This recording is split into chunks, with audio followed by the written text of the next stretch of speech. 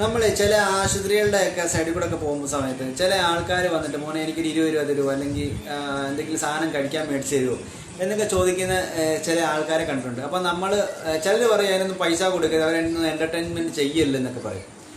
അപ്പോൾ അങ്ങനെയൊക്കെ ഉള്ള ആൾക്കാർ, ഞാൻ പറയുന്നത് എന്താ പറയുക, അങ്ങനെയൊക്കെ ഉള്ള ആൾക്കാർ നമ്മുടെ മുമ്പിൽ നിന്ന് കൈ നീട്ടുന്നതിൻ്റെ മാനസികാവസ്ഥ എന്താണോ നമ്മൾ ചിന്തിക്കുന്നത്. ഒരാൾ നല്ല രീതിയിലുള്ള ഒരാളും നമ്മുടെ മുമ്പിൽ വന്നിട്ട് അത്രയ്ക്ക് ആപ്റ്റഡ് ആയിട്ടുള്ള ഒരാൾ നമ്മുടെ മുമ്പിൽ വന്ന് കൈ നീട്ടത്തില്ല. അവർ അഭിമാനം കളഞ്ഞിട്ടാണ് നമ്മുടെ മുമ്പിൽ വന്ന് കൈ നീട്ടുന്നത്. അപ്പോൾ അവനെ ആലോചിക്കണം. അപ്പം നമ്മൾ അന്നേരം അത് അങ്ങനെ കൈ നീട്ടുമോ എന്ന് ആലോചിച്ചാൽ മതി. അങ്ങനെ ഒരാളുടെ മുമ്പിൽ വന്നിട്ട് എനിക്ക് പൈസ ഇല്ലാത്ത സമയത്ത് എനിക്ക് അത്രയ്ക്ക് എനിക്ക് കൈ നീട്ടേണ്ട ഒരു അവസ്ഥ വരുമെന്ന്. അപ്പോൾ ഒരുമാതിരി ആപ്റ്റഡ് ആയിട്ടുള്ള ഒരാൾ ചെയ്യാത്തൊരു കാര്യമാണ്. അപ്പോൾ അതിങ്ങനെ ചെയ്യുന്നുണ്ടെങ്കിൽ അവർ അത്രയും ക്രിട്ടിക്കൽ സ്റ്റേജിൽ നിന്നതുകൊണ്ടായിരിക്കാം. അപ്പോൾ നമുക്ക് എപ്പോഴും ചിന്തിക്കേണ്ട ഒരു കാര്യം എന്ന് പറഞ്ഞു കഴിഞ്ഞാൽ, നമ്മുടെ മുമ്പിൽ വന്ന് കൈ നീട്ടുന്ന ആൾക്കാർ ദൈവം അവർക്ക് നമ്മളിലൂടെ എന്തെങ്കിലും കൊടുക്കാൻ വേണ്ടി ദൈവം നമ്മുടെ അടുത്തേക്ക് പറഞ്ഞു വിട്ടാന്ന് വിചാരിക്കുന്നത്. അപ്പം നമ്മളൊരു മീഡിയേഷൻ ആകുകയാണ് ദൈവത്തിൻ്റെ.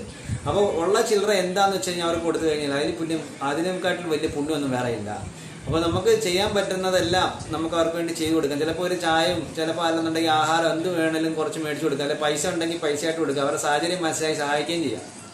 അപ്പോൾ അങ്ങനെയൊക്കെ ചെയ്യുകയാണെന്നുണ്ടെങ്കിൽ ചിലപ്പോൾ ആ നിൽക്കുന്ന ആൾ ചിലപ്പോൾ നിങ്ങളെ ദൈവം ചിലപ്പോൾ ഒരു പരീക്ഷണം പോലെ നിങ്ങളുടെ മുമ്പിൽ കൊണ്ടുവന്ന് വെച്ച ആളും ചിലപ്പോൾ ആയിരിക്കാം.